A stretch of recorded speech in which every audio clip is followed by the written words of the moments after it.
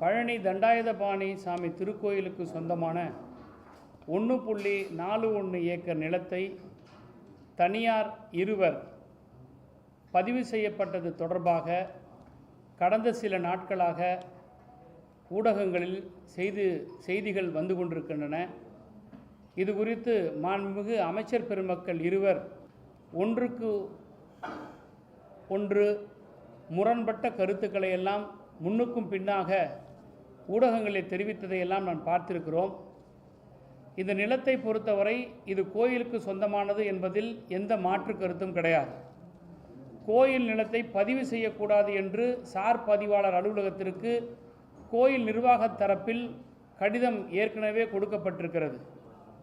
கடந்த திராவிட முன்னேற்ற கழகத்தினுடைய ஆட்சியில் இந்த இடம் தனியார் வசம் இருந்ததை திராவிட மாடல் ஆட்சி கைப்பற்றி கோயில் நிர்வாகத்திடம் ஒப்படைத்து இவை இலவசமான கார் பார்க்கிங் பயன்படுத்தக்கூடிய இடமாக இவை மக்களின் பயன்பாட்டிற்கு இருந்தது.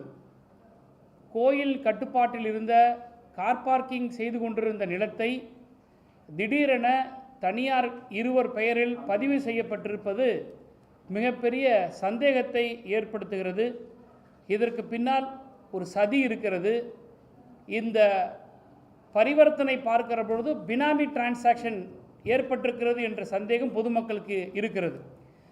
இந்த புள்ளியில் அரசு இதுவரை விளக்கவில்லை. ஒரு அமைச்சர் என்ன சொல்லுகிறார், மாண்புமிகு இந்து சமய அறநிலையத்துறை அமைச்சர் என்ன சொல்லுகிறார், அறியாமையின் காரணமாக அதிகாரிகள் இவற்றை பதிவு செய்திருக்கிறார்கள் என்று சொல்லுகிறார். விசாரணை தொடங்குவதற்கு முன்பு துறையின் அமைச்சர் அறியாமையின் காரணமாக செய்துவிட்டார் என்று அவரே முன்வந்து சொல்லுவது என்பது குற்றவாளியை மறைப்பதற்கு அமைச்சர் துணை போகிறார் என்பது இதன் மூலம் தெள்ளத் தெளிவாக தெரிகிறது. நாங்கள் விசாரிக்கிறோம், விசாரணையில் வரக்கூடிய விஷயங்களை நாங்கள் தெரிவிக்கிறோம் என்பது சொல்லுவதுதான் அமைச்சரினுடைய கடமை.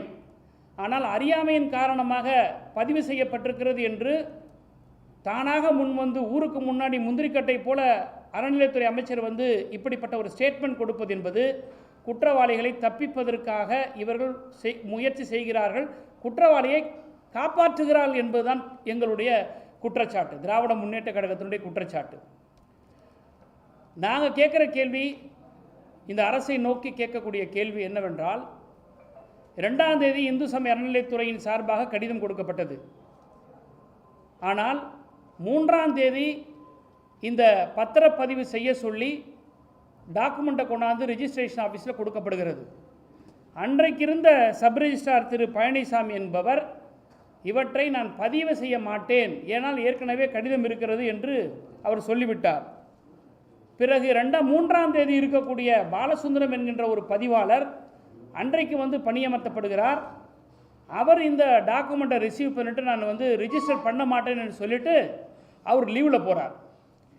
பிறகு 4-5 சனி ஞாயிறு, திங்கட்கிழமை 6ஆம் தேதி, இந்த சீக்வன்ஸை பார்க்கணும். நம்ம 2ஆம் தேதி கடிதம் கொடுக்குறாங்க, 3ஆம் தேதி ஒரு ரிஜிஸ்ட்ரார்கிட்ட வந்து சப்மிட் பண்ணுறாங்க. அந்த ரிஜிஸ்ட்ரார் மறுக்கிறாரு, அவர் விடுமுறையில் போகிறாரு. 4-5 சனி ஞாயிறு விடுமுறை.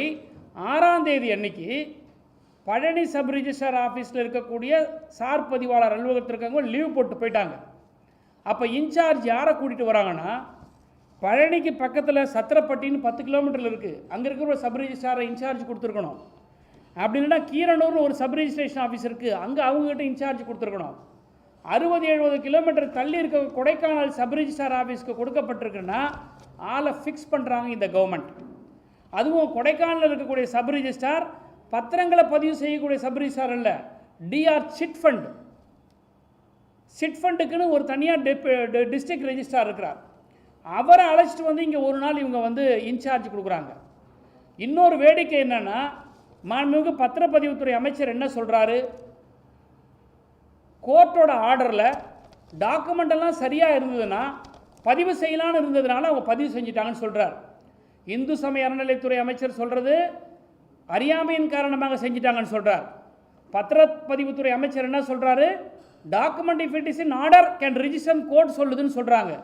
ஆனால் மேல்முறையீட்டுக்கு போன இடத்துல அரசு தரப்பு வாதம் என்னவென்னு சொன்னால், ஹெச்ஆர்என்சி டிபார்ட்மெண்ட் மூலியமாக சொல்லப்பட்டிருக்கக்கூடிய அந்த கடிதங்கள் எல்லாம் மறைக்கப்பட்டு அழுத்தத்தின் காரணமாக சப் ரிஜிஸ்ட்ரார் இவற்றை பதிவு செய்திருக்கிறார்னு சொல்கிறாங்க.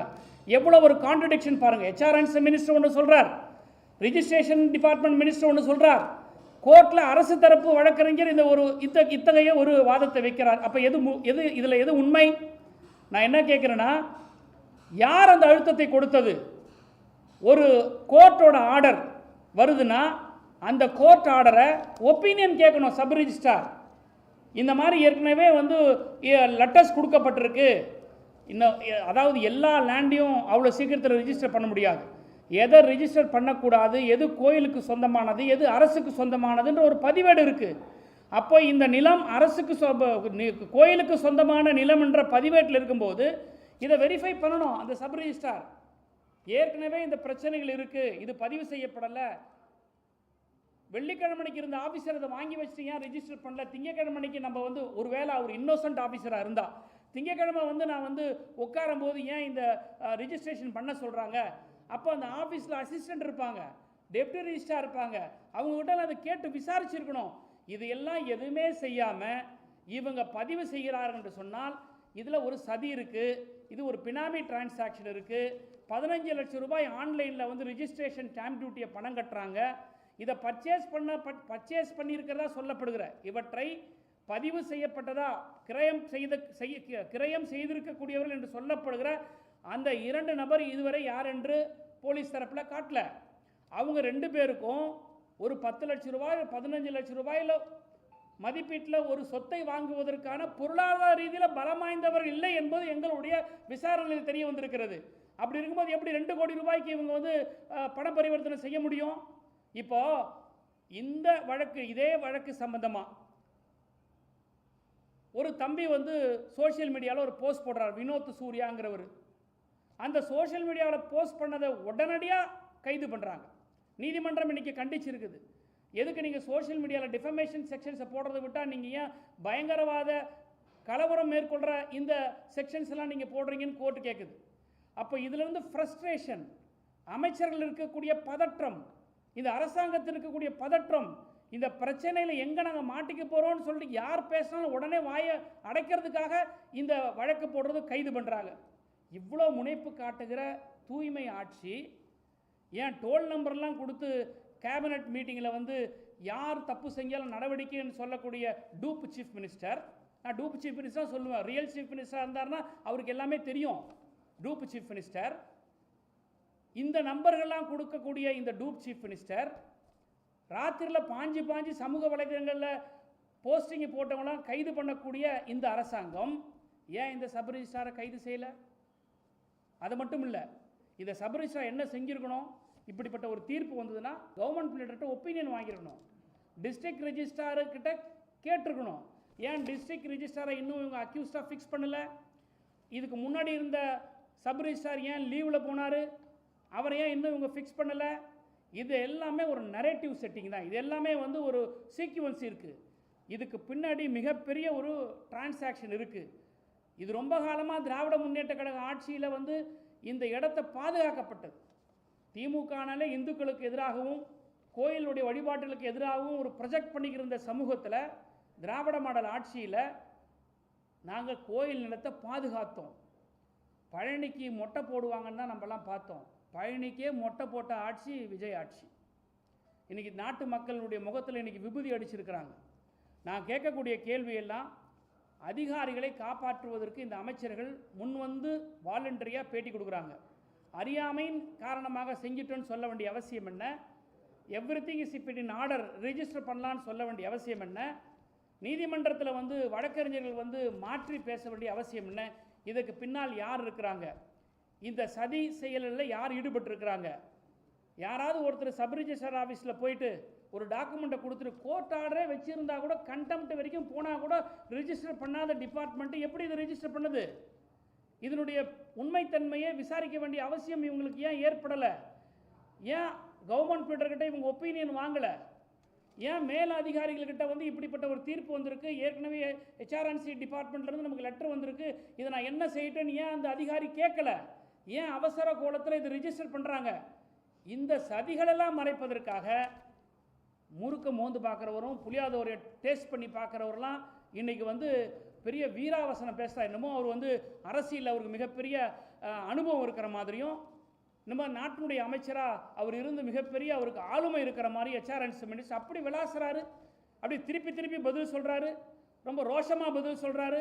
அந்த ரமேஷ் மாண்புமிகு அமைச்சருக்கு ரோஷம் இருக்குமுன்னா ஏன் இந்த பதிவு செய்ய வேண்டிய விஷயத்தை காப்பாற்ற வரணும்?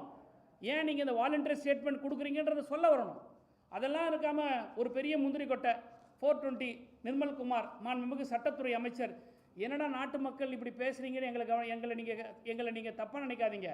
ஒரு அமைச்சர்கள் இன்றைக்கு கோட்டையில் இருந்துக்கிட்டு அந்த துறை ஆற்றிருந்தது மூர்த்திக்கிட்டு இருந்தது. என்ன மூர்த்தினா யார்? ஒரு மாண்புமிகு அமைச்சராக இருந்தார். திராவிட முன்னேற்ற கழகத்தில் ஒரு அரசு பொறுப்பில் இருந்தவர். நாளைக்கு நீங்கள் இன்றைக்கி அமைச்சராக இருந்தால் உங்கள் அமைச்சராக இருக்கும் போதே ரோட்டில் போகிறவங்களாம் வேறு மாதிரி கேட்பாங்க. கடந்த ஆட்சியில் அமைச்சராக இருந்த திரு மூர்த்தி இருந்தாருன்னு சொல்லணும். அது யார் மூர்த்தி? மூர்த்தினா யார்? என்ன பேச்சு இது? நிர்மல்குமார் சொல்லக்கூடிய கருத்து என்னென்னா, இந்த கேள்விக்கு பதில் சொல்கிறதுக்கு பயந்துக்கிட்டு ராத்திரியெல்லாம் ரிஜிஸ்ட்ரேஷன் நடந்ததுன்னு சொல்கிறாரு. ராத்திரியெல்லாம் ரிஜிஸ்ட்ரேஷன் நடக்குதுன்னா முட்டாள்களுக்கு தான் இது புரியாது. டோக்கன் போட்ட பிறகு யாரெல்லாம் என்னைக்கு டோக்கன் போட்டிருக்காங்களோ அந்த டோக்கன் எல்லாம் அன்றைக்கி ரிஜிஸ்டர் பண்ணிட்டு போகணுன்றது இது விதி. இது கூட புரிஞ்சிக்காத அமைச்சர்கள்லாம் இன்றைக்கி நாட்டில் மங்குனி அமைச்சர்களாக இருக்கிறாங்க. அன்றைக்கி இரவு எவ்வளோ நேரம் இருந்தாலும் ரிஜிஸ்டர் பண்ணிட்டு போனோம். ரைட்டு, 9 மணி 10 மணி ரிஜிஸ்டர் பண்ணாலும் எந்த அரசு நிலத்தையும் யாருக்கு நாங்கள் ரிஜிஸ்டர் பண்ணி கொடுக்கலையே, எந்த கோயில் நிலத்தையும் யாருக்கு நாங்கள் ரிஜிஸ்டர் பண்ணி கொடுக்கலையே. தூய்மையான ஆட்சின்னு சொல்லக்கூடிய விஜய் அரசாங்கம் இன்னைக்கு கோயிலோட லேண்டை இன்னொருத்தருக்கு ரிஜிஸ்டர் பண்ணி கொடுத்துருக்கும் போது நீங்கள் எப்படி எங்களை பார்த்து குற்றம் சுமத்த முடியும்? அதனால் இந்த அமைச்சர்கள் எல்லாம் இந்த அமைச்சர்கள் செய்யக்கூடிய விஷயங்களை எல்லாம் மக்கள் முன்னாடி வந்து உண்மையை பேசணுமே தவிர தேவையில்லாத அரசியல் சர்ச்சைகளை உருவாக்கி பிரச்சனைகளை திசை திருப்புவதற்காக மட்டுமே இந்த பிரஸ் மீட் நடந்திருக்கிறதே தவிர இவங்க யாரும் உண்மைக்கு நாட்டு மக்களுக்கு உண்மையை கொண்டு வந்து கொடுக்கவே இல்லை. இன்றைக்கி சிபிசிஐடி விசாரிச்சுக்கிட்டு இருக்கு பழனியில். இந்த சிபிசிஐடி என்ன விசாரிக்க முடியும்? இதே காவல்துறை தான். எனவே இதனுடைய போக்கை நாங்கள் கொஞ்ச காலத்துக்கு கவனிப்போம், வாட்ச் பண்ணுவோம், மானிட்டர் பண்ணுவோம். இதில் விசாரணை சரியாக நடைபெறவில்லை என்று சொன்னால் திராவிட முன்னேற்ற கழகம் இது குறித்து நீதிமன்றத்துக்கு செல்வதற்கு தயங்காது. எனவே அமைச்சர் பெருமக்கள் எல்லாம் வாயடக்கம் தேவை. நாகரிகமாக பத்திரிகையாளர் முன்பு சந்திக்க வேண்டும். இருக்கின்ற பிரச்சனைகளை எடுத்து சொல்ல வேண்டும். மக்களுக்கு விளக்கத்தை கொடுக்க வேண்டும். எது செய்தாலும் திராவிட முன்னேற்ற கழகம் என்று எங்கள் மீது அவதூறை பரப்புவீர்களானால் நீங்கள் நாற்றம் அடிப்பீர்கள் என்பது மக்கள் நிச்சயமாக உங்கள் மீது குற்றம் சுமத்துவாங்க. ஆட்டை காணும்னு சொல்லி கம்ப்ளைண்ட் கொடுக்குறோம். அந்த கம்ப்ளைண்ட் கொடுத்த பிறகு ஆடு வந்துருச்சுன்னு சொல்லிட்டு திருடனை விட்டுற கதையாக தான் அந்த மாதிரி இருக்குது. இவங்க என்ன பண்ணுறாங்க? ஜஸ்ட் லைக் தட் லேண்டு வந்து நாங்கள் மீட்டோம், நீங்களா மீட்டிங்க, கோர்ட் ஆர்டர் மீட்டுச்சு. இந்த அப்பீல் ஏன் நீங்கள் டிலேவாக போனீங்க?